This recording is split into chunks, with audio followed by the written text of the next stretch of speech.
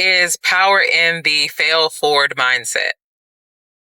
Not fail forward foolishly, FFF, but the fail forward knowing that there will be difficulties, there will be tough experiences, there will be things that don't pan out the way that that course or that person told you it would go.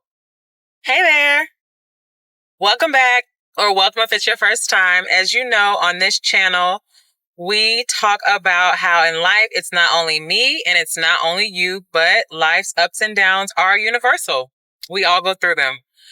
But in those times that are difficult, we can find strength, we can find courage, we can be resilient, and we can have compassion on ourselves in those difficult times. And in the good times, we can be present and accept the joy and have peace. So today, what we are going to be talking about is overcoming the fear of failure. And I want to share a little bit about how I've been able to overcome the fear of failure. Fail forward knowing that there will be difficulties, there will be tough experiences, there will be things that don't pan out the way that that course or that person told you it would go. But there is something that you learned, and there is a way that you can change your approach so that you can see the results that you want to see, so that you can experience a win, even if it's a small win. Also, too, celebrate those small wins. It might not be the $10,000 month that you were told you'd have if you started the vending machine business. But hey, you didn't lose money? That's a win. You made a little bit of money? That's a win. Celebrate those wins, because people are losing hand over fist sometimes in some of these endeavors that they try to do. For whatever reason. It could be no fault of their own. It could be. I don't know. But when you have something that is worth celebrating, celebrate it. If you learn something, celebrate that. If you have a form of success, celebrate that. Celebrate the win. Whatever size it is, celebrate it.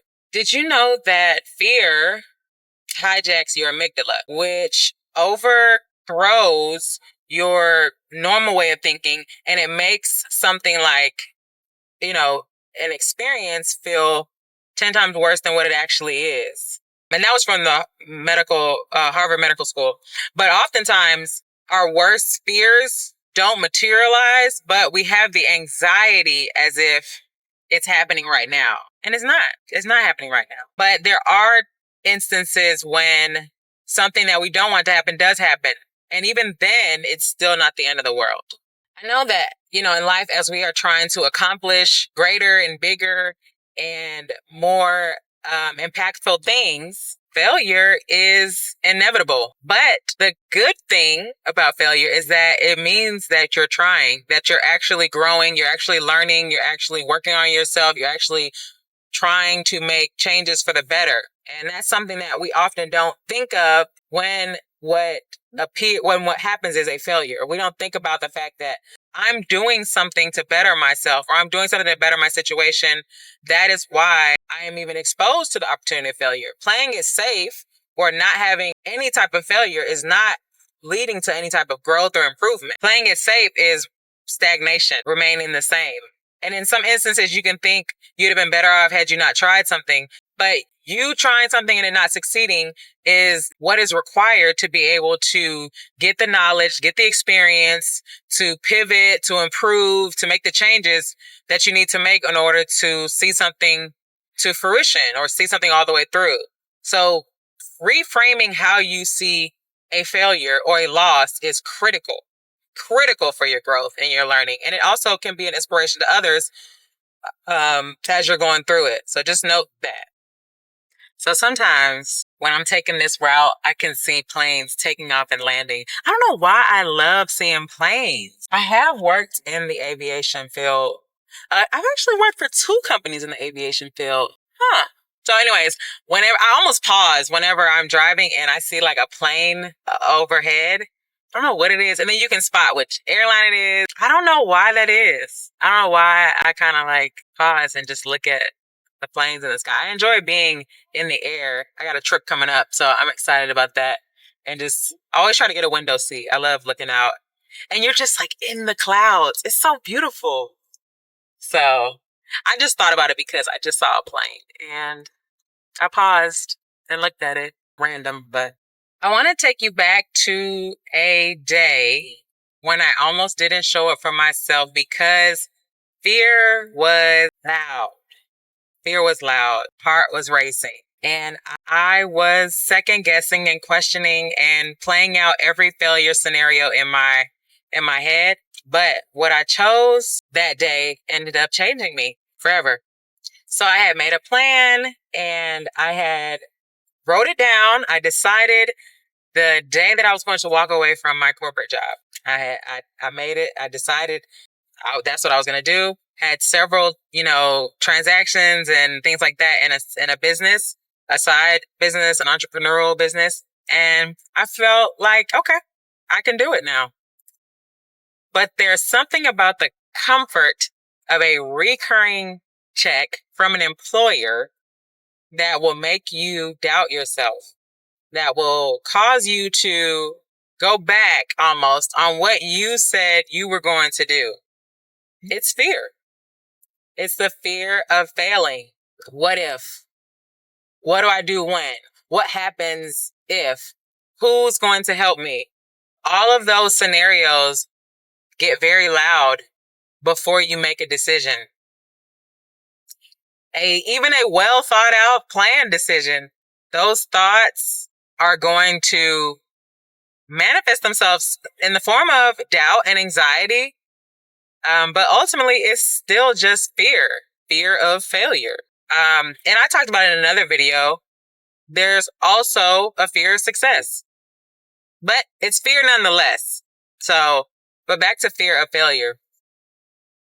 Nobody wants to embark on something knowing that they're going to fail. Unfortunately, some form of failure is required for true learning. Something must not work out in order for you to learn something that you otherwise could not have learned in a textbook. You could not have learned through talking with someone. You could not have learned through watching someone do something. Some forms of failure you must learn yourself with your own ingenuity and effort.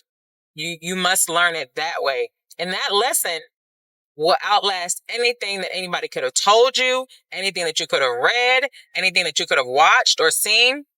When you firsthand experience some form of failure or loss, it has a greater impact than anything you could observe or look at.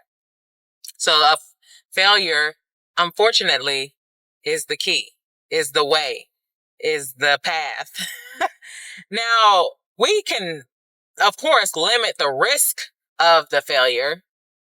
You wouldn't want to start doing something that you have absolutely no knowledge of whatsoever. That's not you mitigating your risk of failure at all.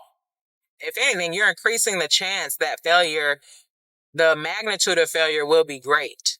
So that's number one. You do want to have some knowledge or awareness of whatever endeavor you choose to embark upon to limit the magnitude of the learning curve, because there's always a learning curve, no matter how much you may have, looked into something or whatever. There's always a learning curve.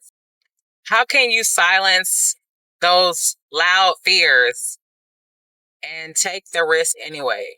Number one is preparation or planning.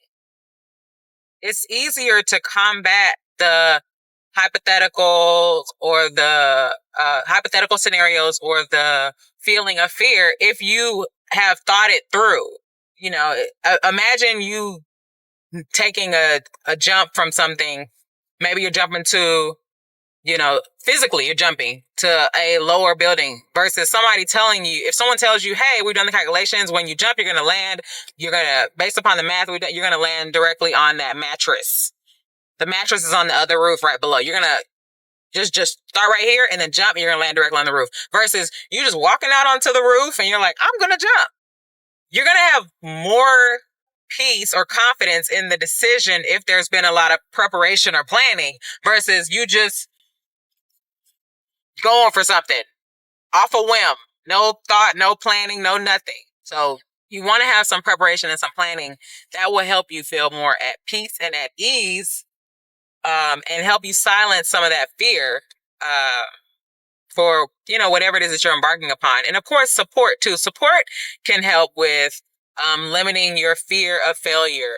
If you know that you have a person, people, a community, resources, tools, things like that, that will lessen your fear to a degree. I mean, especially compared to someone or, someone doing something and they have absolutely no support. It definitely makes a big difference. I have gotten so much better with facing failure. I think of it as growth. So really, I've gotten better at embracing growth.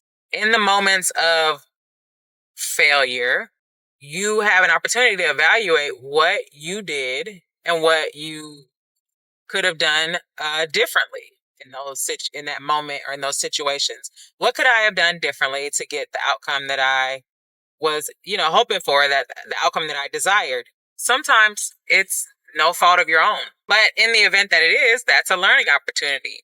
And the times when it's no fault of your own, what circumstances outside of me can I capture to know, okay, so during this time, I don't need to execute on that project because, for example, real estate, okay, people don't really buy in January. Maybe I don't rehab a house and get it done in January or in December because most people aren't looking to move during the holiday season or during the cold. But if I get my property rehabbed and it's going into the summer, I have a higher chance of getting the property sold. There are factors that are external to you that allow you to understand when is a good time to do something. Because sometimes something's a good idea. Is it the right time though? Sometimes, you've thought it out, you've mapped it out, but things external to you can be factors as well. But the fear of failure in anything that we do is always present. You think about somebody that's been doing something for, 20, 30 years. To an extent, they can have confidence in themselves, but in the back of their mind, it's a possibility. The difference is that possibility doesn't govern whether or not they'll do it. And you getting to the point where you've thought something through, you've looked at the surrounding factors, what could possibly impact it, looked at the timing of doing something, and being able to push past that fear of failure. Now that you've prepared and planned and evaluated, look past that and know that it's going to go how it's going to go now that you've done the preparation and the required work. And ultimately, it can be a learning experience. You definitely don't want to have a large loss or a large failure. So doing the required pre-work will help you mitigate some of that risk or mitigate some of that loss. Even if people that are choosing to invest in stocks, you can mitigate how much you lose. You don't have to just let it get wiped out. You can, with knowledge, you can mitigate the risk. If you are choosing to make a purchase or, typically there's sometimes a down payment. And during that down payment time, you can continue to decide if you want to go forward, if you want to do that. So, for example, with real estate, you can put a deposit down. You put what is referred to as earnest money. You can put some earnest money down on a property, and you can continue to evaluate and determine if it's going to be a good fit for you. Now, the stop loss in this situation is I've decided that it's better for me to lose my small deposit than for me to go forward and make the full purchase. So in life, you can mitigate the risk. Sometimes it's not money, but it's time. It's, I spent time, whatever, on this endeavor, I'm not seeing the results that I want to see. Maybe now I stop my losses or I just cut my losses at this point. Yes, I've spent 3 months working on this business or whatever else, but I have, as I've been going through and doing my evaluation and my further investigation, maybe getting my training or whatever else, I've decided that this is no longer worth me continuing to invest time in. And you can cut your losses. Now, you can view that as a failure, but you can also view that as a learning experience. So you have learned, hey, such and such endeavor, business, whatever it is, hobby, whatever, is not for me. I learned it's not for me. That was a win because I have knowledge that I would not have otherwise had I not tried that, had I not tried to do it. I have looked into different businesses and learned that as lucrative as somebody made it seem, or maybe it is lucrative for them, it is not something that I would like to spend my time doing. It is not something that I view as lucrative. Whatever my standard may be could be different from theirs. Whatever their, maybe they need more money than I need. It doesn't align. But you only get that knowledge or that information with taking the steps, doing the research, planning it out, getting information, testing it out, trying it, and then you're able to determine whether something is worth you going all in or whether it's better for you to cut your losses and accept that the lesson was learned early on. And you don't have to go any farther in that endeavor. You learned the lesson early on. High five. Good job for you. You can cut your losses. It's important to know when to keep going and when to cut your losses, because that also can minimize the amount of impact that you can feel or that you will experience. So it's important to know. Just know that failing or failure proves that you are growing and that you are pushing your limits. So I hope you found today's video encouraging. Drop a fire, please, in the comments if you are going to choose courage over comfort this week. I hope you choose courage and know that you've got this. You can do it. And there are lessons to be learned and improvements to be made.